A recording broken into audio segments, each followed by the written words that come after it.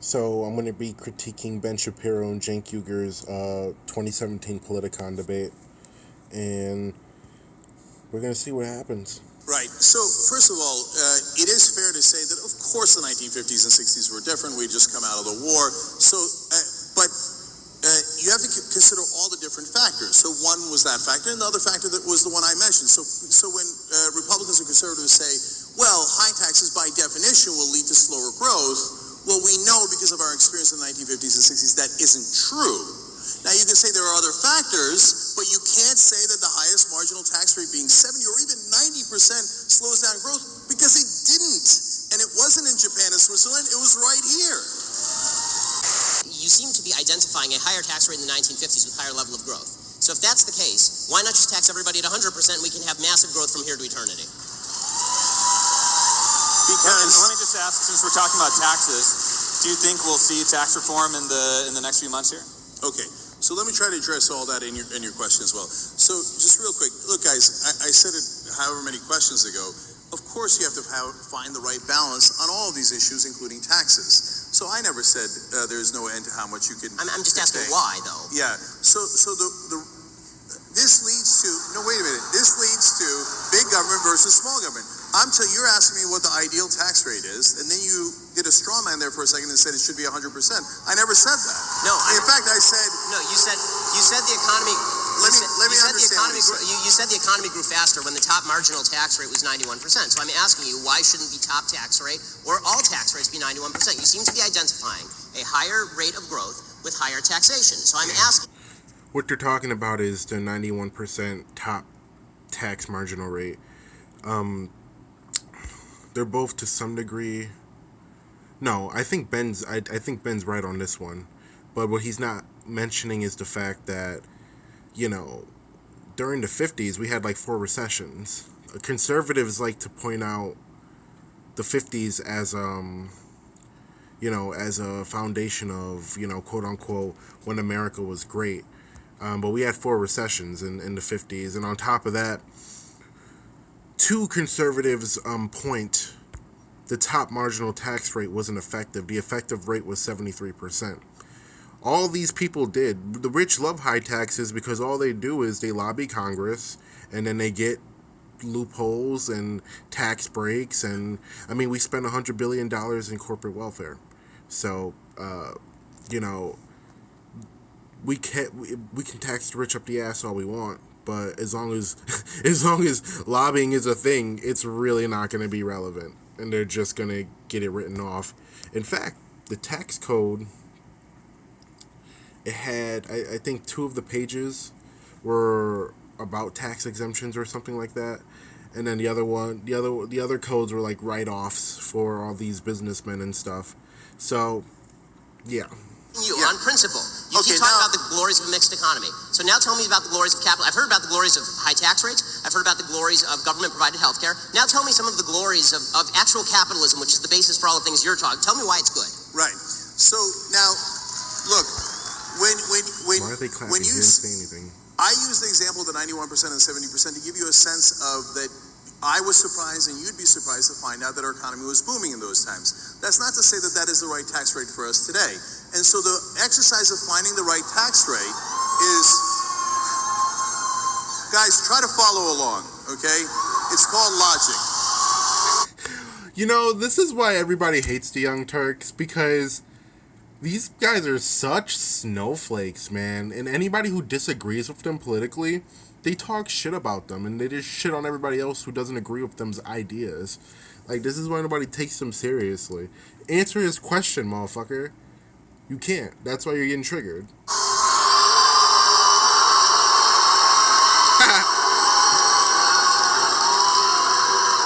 So, it would be preposterous to set the tax rate at 0. It would be preposterous to set it at 100%. So what we have to do as a society is figure out where we can maximize the most amount of good for the country, including closer to 0 or revenue closer for the to government, but not too much away from us.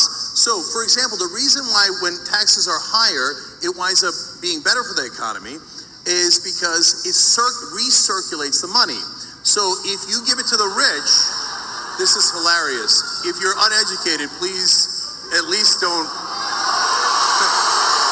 make it obvious. Biggest snowflake ever.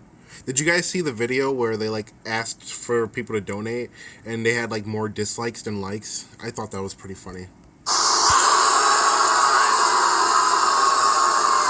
This is the most interesting conversation on taxes I've heard. If you don't know the concept of recirculation of money, then go look it up.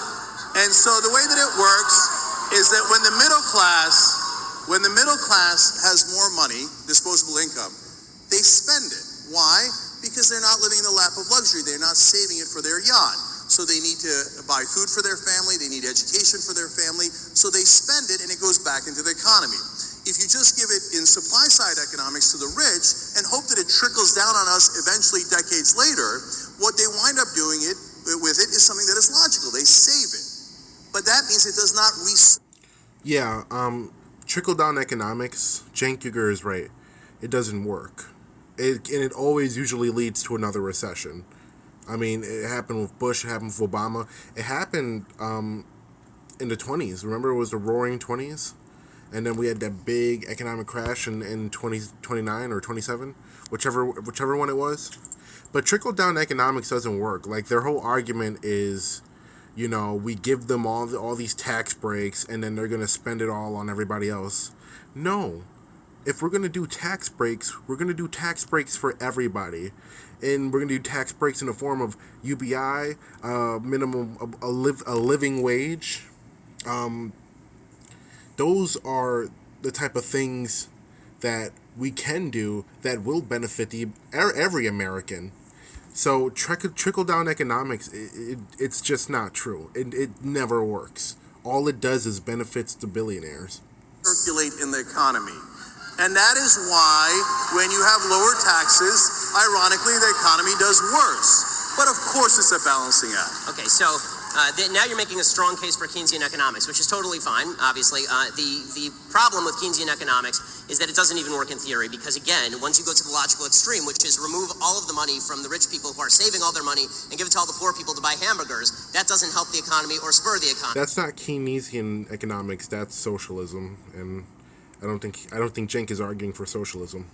What spurs the economy is a higher level. What spurs the economy is the creation of new. Yo, this crowd is. Oh my God. Products and services, and that is only going to be done by people who have expendable capital to actually invest in the new products and services that we all enjoy. This is what creates economic growth. It's also worth noting that this myth that spending is inherently better for an economy than saving, that's only true if you're talking about somebody who's actually taking the cash and just shoving it into their mattress. Banks are in the business of lending. When they take the money in, they don't just stick it in Al Gore's fake lockbox. They actually lend the money back out to people to actually create new businesses and new products. You had an investor, right? When you started TYT, you were given $4 million by Buddy Romer to start TYT. That's great. That's the way business should work, right? But that money it didn't come from a bunch of poor people buying hamburgers. It came from a very, very wealthy guy who gave you money to create a business a lot of people want to patronize. If you want better products and better services, you need more investment in the products and services. The basic name, trickle-down economics.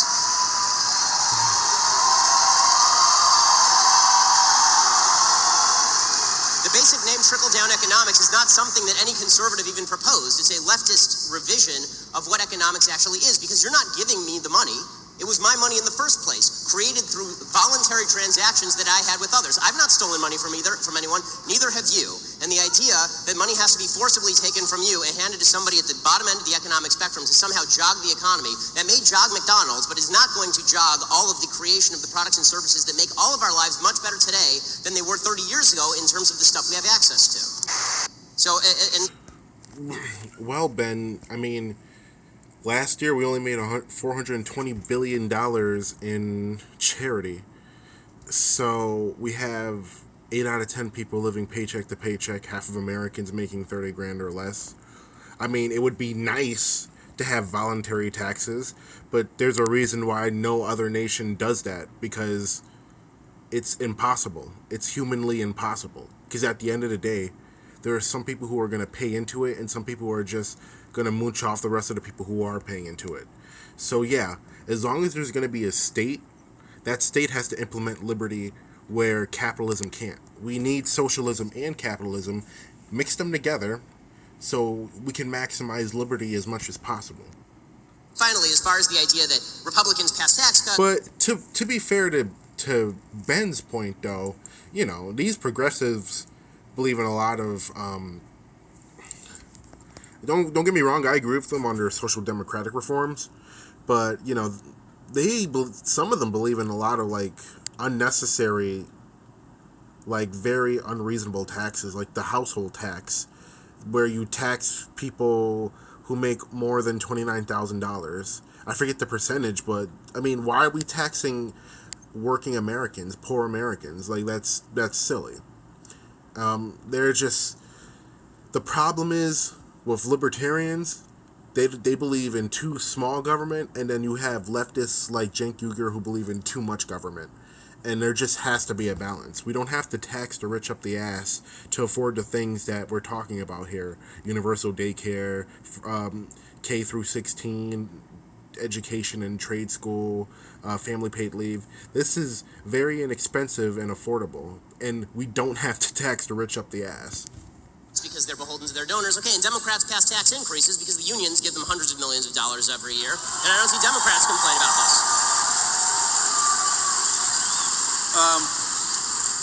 So, you got me there. The unions give money to the Democrats. So, am I Are you angry about that? I mean, does it upset you as much as, you know, bankers giving money to Republicans? No. The corporations give way more than the unions. So, it depends which corporations. That's okay. That's okay. Look it up. You can Google it. It's really easy.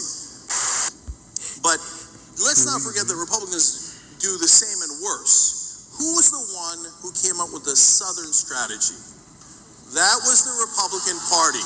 And the Southern strategy was, let's go get racist white voters in the South. That's a fact. So, once again, it's this wonderful capitalist invention called Google. Google it. So, two Republican chairmen have said, yes, we did do that strategy, and we apologize. So that's a fact. They're the ones who invented identity politics. So when you like identity politics when it serves your interests, but all of a sudden when we say, hey, can black people have the same rights as white people? Oh, identity politics. Can gay people have the same rights as straight people? Identity politics. It's called equality. Look into it. It's called America. Okay? All right, well, I think Yes. USA. USA. USA. All right. Equality for all of us. Yes. Okay. All right. I want to respond to this is a Ben, point. just very quickly, and then we'll have to This wrap is it very up. quick, okay? Very quick. Okay, I want to respond to a point. This is a point that Cenk made last year in his debate with Dinesh repeatedly for about an hour. Was the Southern strategy with regard to the Republicans. Okay, I'd like to point out the idea that the entire South solidly moved into the Republican category because of the Civil Rights Act is historically false and has been debunked multiple times by people ranging from Sean Trent to Real Clear Politics to professors at the University of Pennsylvania. And there's a bunch of ways to debunk it, including the fact that the Congress did not switch Republican in the South until 1994. Okay, did it take 30 years for the racists to realize what was going on? 21 senators from the South were Democrats. How many of them became Republicans after the Civil Rights Act? The answer, 1. The other 20 stayed Democrats. In 1952, Eisenhower did not win a ton of the South. Eisenhower did win, however, 7 states in the South in 1956 after he sent federal troops down south. The reason that the Republican Party started to win in the South, it began in the 1950s, not after the 1964 Civil Rights Act, and it was largely due to the movement of industry down south. It was new fringe members of the Republican Party, younger members of the Republican Party, who switched over to the Republican Party in the South, not old Democrats, who remained old Democrats and are still old Democrats today. So I'm going to jump in here. Okay, I got it. Real quick.